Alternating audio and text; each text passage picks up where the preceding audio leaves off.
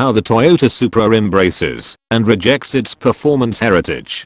Today, at the Geneva Motor Show, Toyota unveiled a Supra Racing Concept that presages the forthcoming sporty road car. Finally, to say that this rollout has been glacial in its progress fails to account for the rapid withering of our Earth's glaciers in the nearly 20 years since the last Supra was sold. The Supra is a key part of Toyota's attempt to correct its image problem among enthusiasts. Once known for Corolla GTSs, MR2s, and even Celica Group B rally cars, over the past few decades, the brand has privileged the construction of relentlessly reliable mobility devices, like the best-selling RAV4, Corolla, and Camry. This wasn't a bad business decision, since these three vehicles alone combined to sell more than 1.2 million units in 2017, representing an astonishing 7% of total American vehicle sales.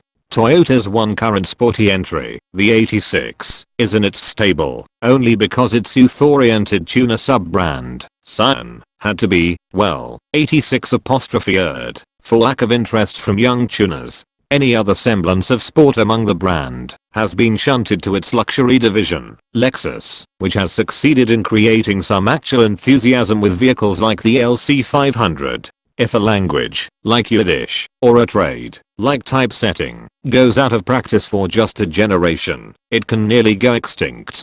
So, after almost 2 decades of seemingly lying fallow, how has Toyota reanimated its commitment to speed, fun, and handling? New brand, grams, strongly linked to motorsports and the link between motorsports and production cars, says Tada-san, chief engineer on the project. This first race car shows that concept. In reviving any long-buried nameplate, design is always a key consideration, weighing the relevance of calling back to a storied heritage, in this case, the 4 previous generations of Supra, with the need to create a vehicle that's seen as contemporary and forward-thinking. This is especially true when a brand has abandoned a vehicle segment, like Toyota has with performance cars, for so long. Even more so, when it will have only one offering in the category. There is a lot of pressure on this car to speak to the past, the present, and the future. If the brand is trying to stake out all new space with its design, it is definitely calling back to its past and its engineering.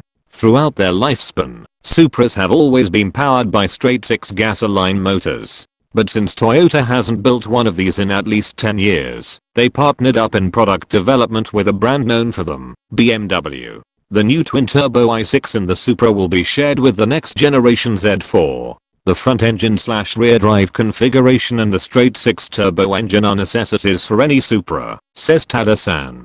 The cars must be fun to drive and have an ease of maneuverability, smooth running and smooth looking. We are rooting for the new Supra, regardless of how much we believe it should be offered with a manual transmission, though it won't.